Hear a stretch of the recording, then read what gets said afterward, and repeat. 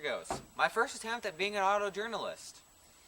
I decided about a week ago, watching my favorite YouTube channel, go around the Detroit Auto Show, and I just decided I want to be an auto journalist. So, here's my first attempt. Today we've got a 2009 Kia Sedona, which is a minivan. It is in this nice gold color. We have nicknamed it the Vandy Wagon because we are all Vanderbilt fans. And this is my mom's minivan, her daily driver, and it's a very practical car. It doesn't get great gas mileage at 18 combined.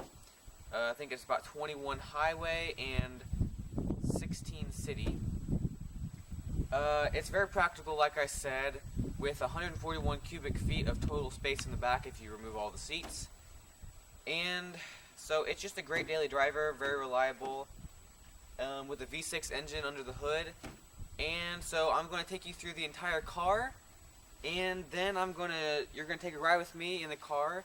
I'm going to give you my thoughts on how it drives, and then that will complete my first attempt at being an auto journalist. So I hope you enjoy. Now, although I said before that the combined MPG is 18, most of the time we are getting 21, 22. We do mostly do highway driving, so the EPA is a little low on the estimation. So here we have an 09 Kia Sedona with a direct overhead cam V6.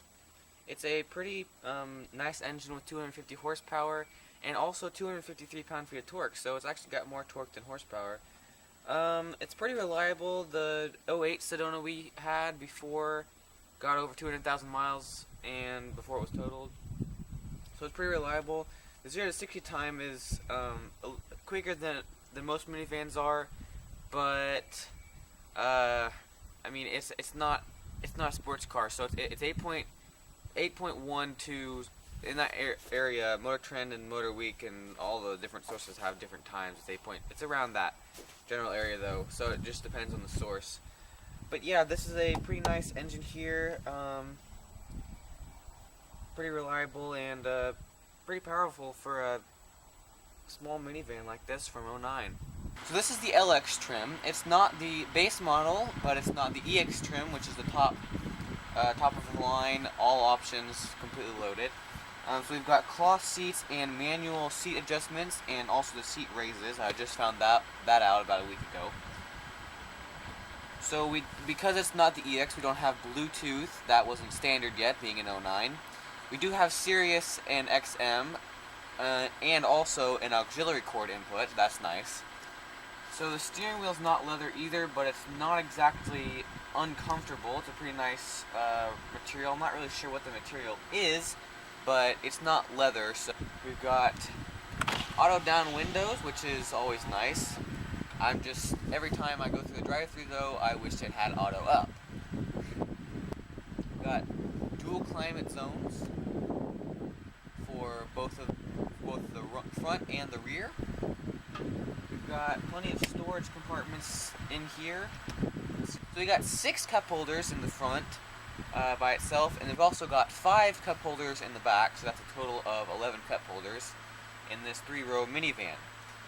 We've got auto mirror adjust, electronically adjust, which is always nice. Yeah, this is the front seat of the Kia Sedona from 2009.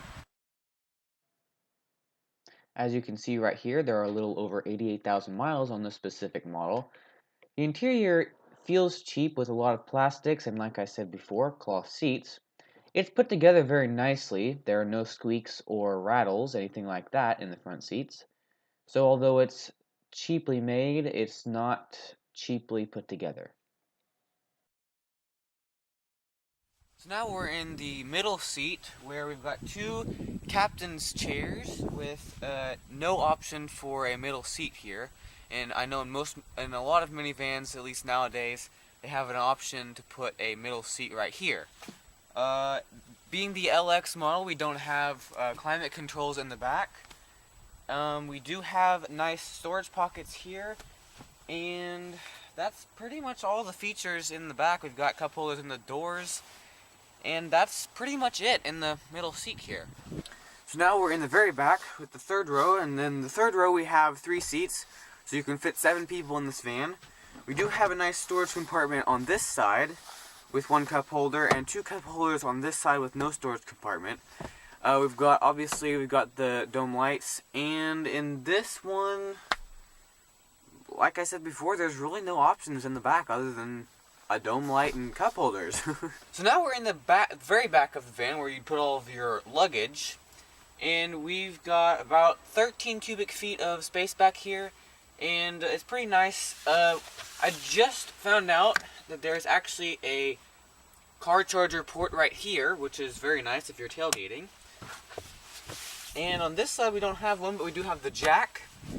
And that's about it back here. So next I'm going to fold down the seats and show you how much space there is with the middle seats still in place. So now we're in the back of the van with all the seats folded down other than the middle seats. As you can see, there's a lot of space back here, and I'm assuming it's around 100 cubic feet. I'm not really sure, but it's probably around 100 cubic feet. And in the back we've got a nice storage compartment here, but other than that there's really nothing back here other than a dome light on the tailgate. So yeah, that's the back of the seat with the seats folded down. Obviously, a good car reviewer would never leave a car review undone without beeping the horn. That's a fairly decent horn. Now, here's the horn when you lock it. I'm not really sure why they're different. Now for comparison, here's my dad's Toyota Sienna from 2005. As you can see, this horn is a lot louder than the Kia.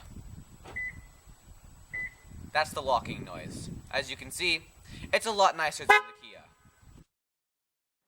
Now, another good thing a car reviewer would never leave out of a car review is the exhaust note. So, coming up, the exhaust noise.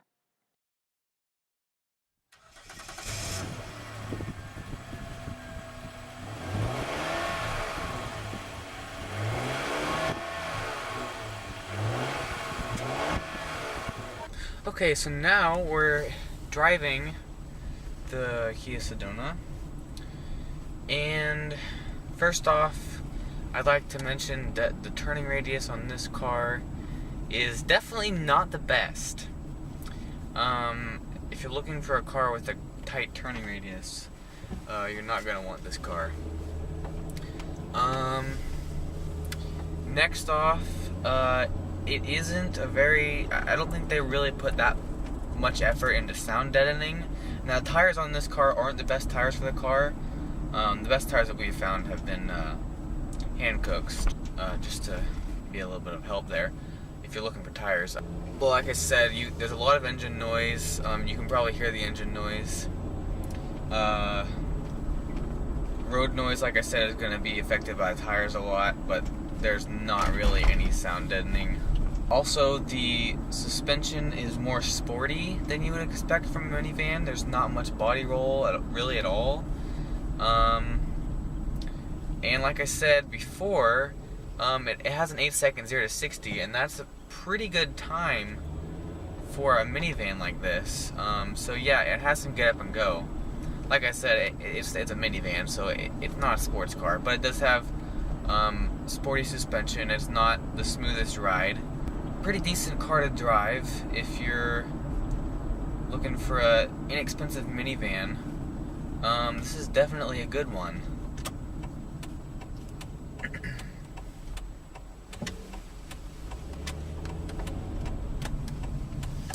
But driving at 30 miles per hour, I'm driving at 25 miles per hour right now through our neighborhood. It's not that loud at all. It's comfortable. Now, if you're going to go over a bump, you might want to slow down a little bit, or it'll jar you around, like I said before. But just driving around town at 30 miles per hour, it's a nice ride. And if you're pulling out into traffic, it's going to get you up to speed fairly quickly, so you can have confidence in it. You're not going to have to wait forever if you are in a heavy traffic and trying to pull out into the road at a busy intersection. So that's good. That's going for it. If you're a mom looking for an inexpensive minivan, this is one of the least expensive minivans out there. It like I said before, it's very well put together. There's not that many features, but I mean, it's nice and sporty. It's got the acceleration of a sports car, acceleration feel at least. It's got the suspension of a sports car, very minimal body roll. So yeah, so I hope you enjoyed this video, and I hope this helped you make a decision in buying a car. Leave a comment down below if it did. So I will see you in the next video. Thank you for watching.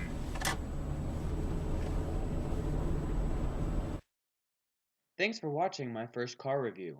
Now for the bloopers. Now obviously, okay, I'm gonna wait for the sun. The sun's too bright. So obviously a good car reviewer would never leave a car review undone if the sun wasn't there. Oh my gosh. I can barely see. Okay, look behind a cloud.